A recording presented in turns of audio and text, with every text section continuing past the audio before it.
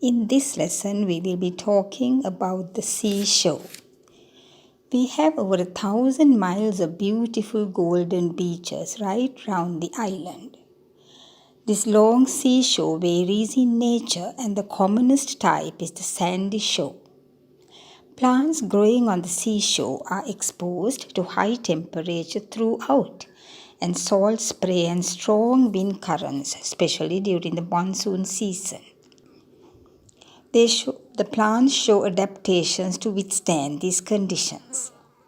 Examples for plants growing in this area are Ipomia pescapari or beach morning glory called Bintamburu, and Spinifex litorius or Maharavana Rowler.